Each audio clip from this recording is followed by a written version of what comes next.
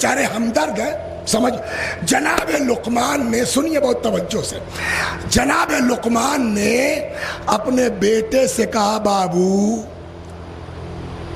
कभी बीवी को राज मत बताना। इसका मतलब ये नहीं, रुक जाइए, बात का गलत मतलब न जाए, उसी को तो ठीक करने जा रहा हूं। सल्लल्लाहु अलैहि मोहम्मद।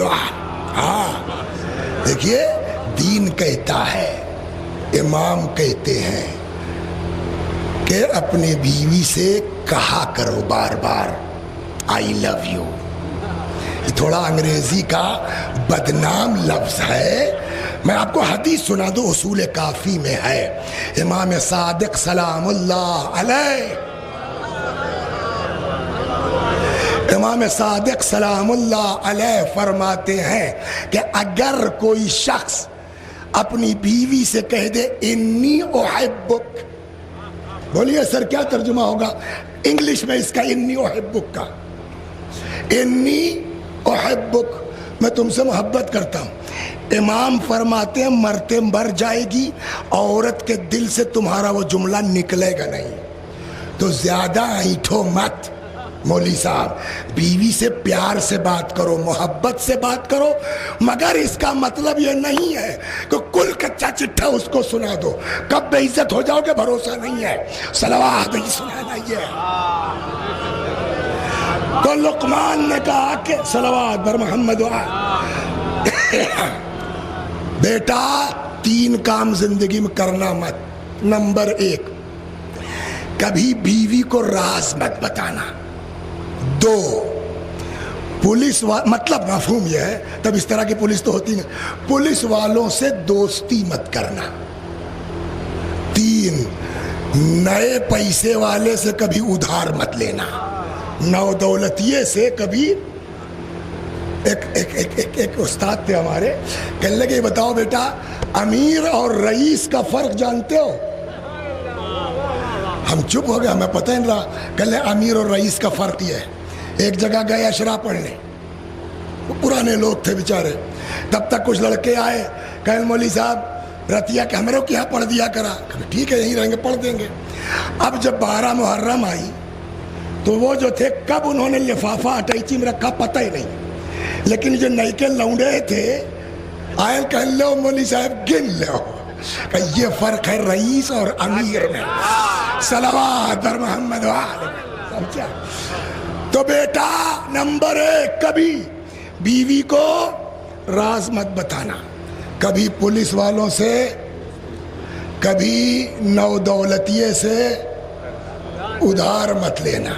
बात वही है कि चाहे लुकमान की औलाद हो, दूसरे की बात समझ में आती, अपने अब्बा की समझ में नहीं। इन्होंने आजमाना चाहा, एक दिन गए एक ठो बकरा ज़बाह करके खून चूअत बोरिया में लेके आ गए। बीवी ने कहा ई का, अरे बहुत पुराना दुश्मन एक ठो रहा, मिल गया मौके से मार दिए और आंगनवाई में खोद के गाड़ दिया।